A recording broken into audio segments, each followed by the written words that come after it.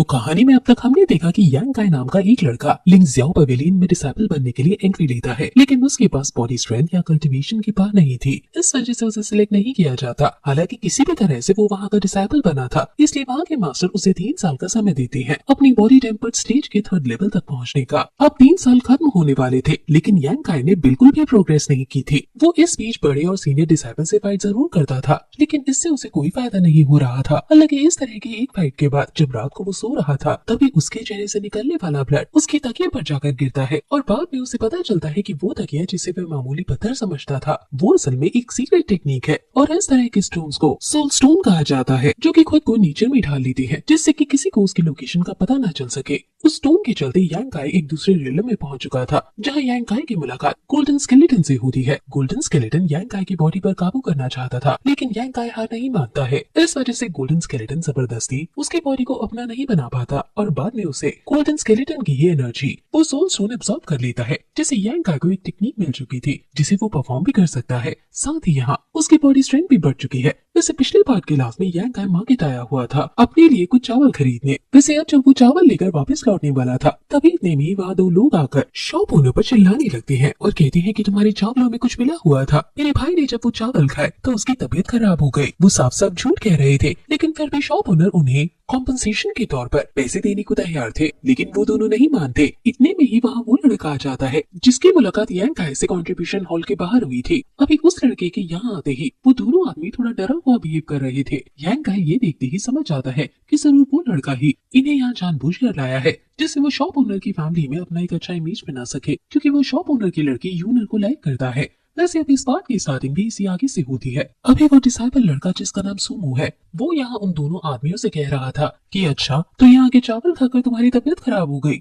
अभी वो दूसरा आदमी जो कि खड़ा हुआ है, वो बिल्कुल अच्छी एक्टिंग नहीं कर रहा था, इसलिए उसका साथी उसे धक्का मारते हुए एक्टिंग करने को कहता है और बोलने लगता है कि हाँ मेरे 2 और भाइयों ने भी यही चावल खाए थे, जिससे उनकी तबीयत खराब हो गई कि वो यहाँ आ तक नहीं पाए। हम यहाँ पैसे लेने के लिए नहीं आए हैं, हम सिर्फ यहाँ इसलिए आए हैं जिससे कि आसपास के लोग इस शॉप ओनर का असली चेहरा जान सके, जिससे किसी और की तबीयत खराब ना हो। ये सुनकर सुमो कहने लगता है कि अच्छा तो तुम दूसरों की भलाई के लिए यहाँ आए हो। इतना कहकर वो हल्का सा आगे बढ़ता है और उस दूसरे आदमी को जोरदार धक्का मारता है जो बीमार होने का नाटक कर रहा था। अभी उस दूसरे आदमी ने अपने हाथ आगे करते हुए इस धक्के को सह लिया था, क्योंकि ये सब भी उनके प्लान का ही हिस्सा है। अब सुमो ये देखकर कहने लगता है कि अभी अभी तुमने कहा कि इसकी बॉडी में पॉइजन फैल चुका है और ये सही से चल तक नहीं पा रहा, लेकिन इसने तो मेरा अटैक बहुत आसानी से रोक लिया। क्या तुम इसके बारे में भी कुछ कहना चाहोगे? अब वो पहला आदमी कुछ नहीं कह पा रहा था, लेकिन फिर भी वो उठकर खड़ा होता है और थोड़ा पीछे हट जाता है, जिसके बाद सुमो वापस यहाँ उस दूसरे आदमी के पास आकर उसे फिर से जोरदार धक्का मारता है और इससे वो दूसरा आदमी पहले आदमी से टकराता है और वो दोनों ही नीचे गिर पड़ते हैं। अभी इस लड़ाई की वजह से ऑलरेडी वहाँ बाहर भीड़ लग चुकी थी और बाकी सारे शॉप ओनर्स भी वहाँ आ गए थे। वैसे यहाँ शॉप ओनर की बेटी यूनर तो इस लड़ाई से थोड़ी घबरा रही थी, लेकिन उसकी मदद उसे शांत कराती है। वैसे तभी यहाँ वो पहला आदमी सुमो से कहने लगता है कि आखिर तुम हो कौन जो हमारे रास्ते में आ रहे हो? जिस पर सुमो कहता है कि मेरा नाम सुमो है और मैं लिंग ज़ियाओ पवेलियन का एक डिसाइबल हूँ। ये सुनकर वो दोनों ही घबराने की एक्टिंग करने लगे थे। उनमें से एक कहता है कि तुम लिंग ज़ियाओ पवेलियन के डिसाइबल जरूर हो, लेकिन तुमने आज हमें रोककर बहुत गलत किया। हालांकि हम एक डिसाइबल से लड़कर खुद की इमेज खराब करना नहीं चाहते, लेकिन अगर तुमने फिर से ऐसी गलती की तो हम तुम्हें देख लेंगे। और इतना कहकर वो खड़े हो गए थे। अब सुमो भी उनसे कहता है कि अगर ऐसा है तो मैं हमेशा तैयार हूँ, तुम जब चाहे मुझसे लड़ सकते हो। इतना कहते हुए वो सीक्रेटली उन्हें इशारा करता है और वो दोनों उठकर वहाँ से जाने लगते हैं। अभी सुमो भी यहाँ वापस शॉप ओनर के पास आने लगा था अपनी तारीफ सुनने के लिए, लेकिन इतने में ही यांग काई बहुत स्पीड के साथ यहाँ उन दोनों आदमियों के सामने आकर उन्हें रोक लेता है और कहने लगता है कि तुम तो बहुत अच्छी एक्टिंग करते हो, तुम्हें तो इस तरह के काम न कर एक्टिंग की फील्ड में जाना चाहिए। इतना कहते हुए वो एक एक करके उन दोनों को ही यहाँ बाहर रोड पर फेंक देता है। अभी सुमो का जियांग भी पीछे आ चुका था, लेकिन यांग काई तो उसके प्लान को आगे बढ़ा रहा था। वो यहाँ बाकी सभी शॉप ओनर से कहने लगता है कि हम इन्हें कैसे जाने दे सकते हैं। इन्होंने अभी अभी सीनियर लाओ हे की दुकान पर आकर उन्हें ब्लैकमेल करने की कोशिश की। असल में लाओ हे उसी शॉप ओनर का नाम है। अभी यांग काई यही बताते हुए वहाँ सीनियर लू और सीनियर जियांग से कह रहा था कि ये कल आपकी दुकान पर भी आ सकते हैं और शायद ये आपको भी ब्लैकमेल करने की कोशिश करे। यांग काई की ये बातें बिल्कुल सही लग रही थी, इसलिए वही सीनियर जियांग सीनियर लियो से कहने लगते हैं कि ये लड़का बिल्कुल सही कह रहा है। लियो हे को आज इस डिसाइपल सुमो ने बचा लिया, लेकिन हम इतने लकी नहीं हुए तो हमारी इमेज तो मार्केट में खराब हो जाएगी। इस लड़के की बात सही है, हम इन्हें नहीं जाने दे सकते। पहले हमें इन्हें सही सजा देनी होगी। इसके बाद उन सभी लोगों ने यहाँ उन दोनों आदमियों को घेर लिया था। अभी वह दोनों आदमी बहुत ही ज्यादा डर रहे थे, लेकिन अचानक ही उनके चेहरे पर कपड़े डाले जाते हैं और उन्हें पीटना शुरू कर दिया जाता है। यांग काई ये सब दूर खड़े होकर देख रहा था। तभी वहाँ सूमो आता है। अभी ये बहुत घबराया हुआ था, क्योंकि अगर ये दोनों आदमी इसी तरह से पिटते रहे तो शायद ये सारा सच बता देंगे। वो कहता है कि तुम लोग इन्हें इतना क्यों पीट रहे हो, इन्होंने अपनी गलती मान ली है। अगर तुम इन्हें ऐसे ही मारते रहोगे तो ये मारे जाएंगे। जो सुनकर लोग रुक जाते हैं। अभी सीनियर्स यांग कह रहे थे कि ये लड़का भी सही कह रहा है, वैसे भी ये बहुत देर से हिल नहीं रहे, कहीं सच में ये मारे तो नहीं गए। ये सुनकर सभी डर जाते हैं और पीछे हट जाते हैं। लेकिन अचानक ही उन दोनों आदमियों में से वो पहला आदमी यहाँ सुमो के पैर पकड़ लेता है। अभी वो उसका नाम लेने की कोशिश कर रहा था, इसलिए सुमो से दूर हटाते हुए कहता है कि क्या तुम और पिटना चाहते हो। वैसे इस दौरान यह गाय कहने लगता है कि ब्रदर सुमो, आप बिल्कुल सही कह रहे हो, ये इस तरह से मर सकते हैं, लेकिन इन शॉप ओनर्स ने भी तो इन्हें पीटकर कोई गलत नहीं किया, क्योंकि ये तो आज आप यहाँ आ गए, इसलिए ये दोनों पकड़े गए। लेकिन ऐसा कई बार हो चुका होगा जब इन्होंने कई लोगों की शॉप बंद करवा दी और ये पकड़े ही न गए हो। इससे कितने लोगों का नुकसान हुआ होगा। और वैसे भी सभी दुकानदार किसी तरह से सामान बेचकर 2 वक्त की रोटी कमाते हैं।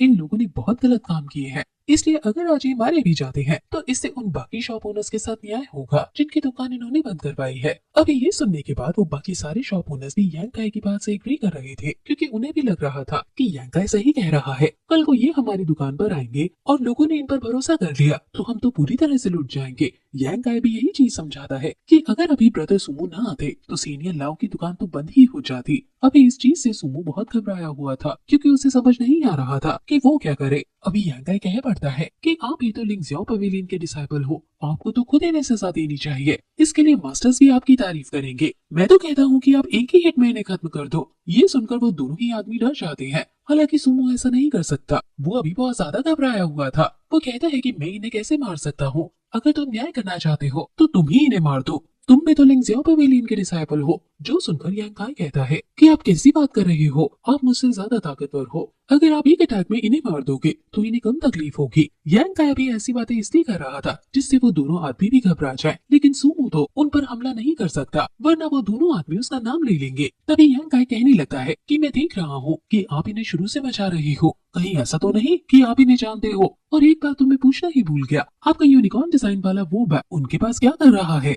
अभी ये बात सुनते ही उस पहले आदमी ने तुरंत उस बैग पर हाथ रख लिया था, लेकिन तब तक सब लोग उस बैग को देख चुके थे।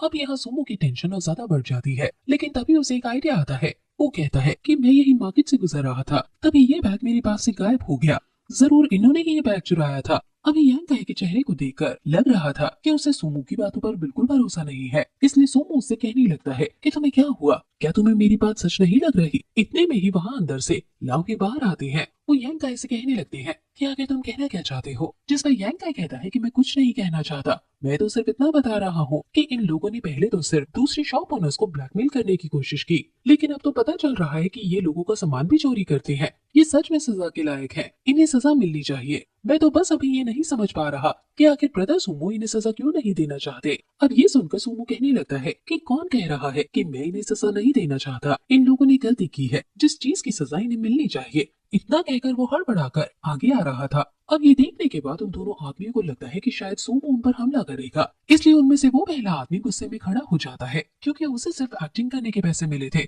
मरने के नहीं। वो कहने लगता है कि आपने ही तो हमें कहा था कि हम यहाँ अगर इस तरह की सिचुएशन क्रिएट करें और आप इस सिचुएशन से शॉप ओनर को बाहर निकालोगे, जिससे आप यहाँ अपनी अच्छी इमेज बना सको, लेकिन अब तो आप हम पर ही हमला कर हमें मारने की कोशिश कर रहे हो। साथ ही यहाँ उस दूसरे आदमी को भी गुस्सा आ गया था। वो कहने लगता है कि ये लड़का शॉप ओनर की लड़की से प्यार करता है, इसी वजह से इसने ही ये घटिया आइडिया सोचा और हमें पैसे दिए थे कि हम ऐसा काम करें। अब यहाँ सुमो कुछ नहीं कर पा रहा था, क्योंकि उसका भांडा फूट चुका था। वो तुरंत ही शॉप ओनर की लड़की यूना की तरफ देखता है, जो कि डरकर अपनी मदर के पीछे छुप गई थी। साथ ही सभी लोग गुस्से में सुमो को देख रहे थे। वैसे सुमो भी समझ चुका था कि ये सारा यांग काई का ही किया धरा है। अगर यांग काई उसके प्लान को खराब ना करता तो सब कुछ सही जा रहा था। वो गुस्से में यहाँ यांग काई से कहने लगता है कि तुमने बहुत बड़ी गलती की है, इस चीज की तुम्हें सजा जरूर मिलेगी। मैं अभी तो तुम्हें कुछ नहीं कह रहा, लेकिन हम जल्द ही मिलेंगे और मैं इस चीज को याद रखूंगा। इतना कहते हुए वो वहाँ से चला जाता है। अभी वो बाकी सभी दुकानदार यहाँ आगे बढ़ने लगे थे,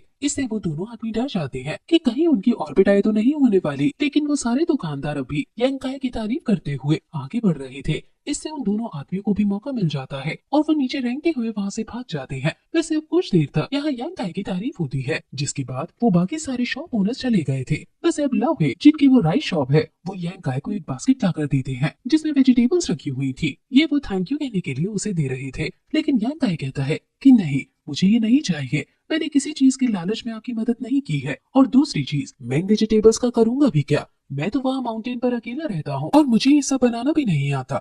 वैसे अब तभी यूनर यहाँ आगे आती है। वो यांग काई को लाइक करने लगी थी। वो यांग काई से शुक्रिया कहती है, जिसमें यांग काई कहता है कि मैंने तो कुछ भी नहीं किया, कि मैंने तो कुछ भी नहीं किया। अभी ऐसा कहते हुए यांग काई को भी थोड़ी शर्म आ रही थी। वैसे यूनर भी अब शर्माकर यहाँ वापस पीछे आ जाती है और अपनी मदर के पास आकर खड़ी हो जाती है। तभी उसके फादर यांग काई से कहते हैं कि देखो, तुमने हमारी मदद करने के चक्कर में सूमो को ऑफेंड कर दिया है, वो तुमसे बदला लेने की कोशिश जरूर करेगा। यांग काई कहता है कि आप इस चीज की चिंता मत कीजिए, क्योंकि लिंग ज़ियाओ पवेलियन के रूल्स बहुत कड़क हैं। उनके होते हुए वो मुझे कुछ नहीं कर सकता, भले ही वो मुझसे कितनी भी नफरत करे। ये सुनकर शॉप ओनर थोड़ा सा खुश होते हैं, लेकिन वो अभी भी कह रहे थे कि तुम्हें थोड़ा संभल कर रहना होगा, क्योंकि शायद वो सीक्रेटली कोई चाल चले। अगर हमारे कारण तुम्हें कुछ भी हो गया तो फिर हम खुद को कभी माफ नहीं कर पाएंगे। इस पर यांग काई कहने लगता है कि आप बिल्कुल भी चिंता मत कीजिए, मैं अपना पूरा ख्याल रखूंगा। वैसे अब यांग काई का यहाँ से जाने का समय आ चुका था। तभी वहाँ यूनर अपनी मदर को इशारा कर कुछ समझाने की कोशिश करती है। वैसे उसकी मदर भी समझदार है, इसलिए वो यूनर का इशारा समझ जाती है और आगे आकर यहाँ यांग काई से कहने लगती है कि अब लगभग रात होने ही वाली है, अब तुम कब घर जाओगे और अपने लिए खाना पकाओगे?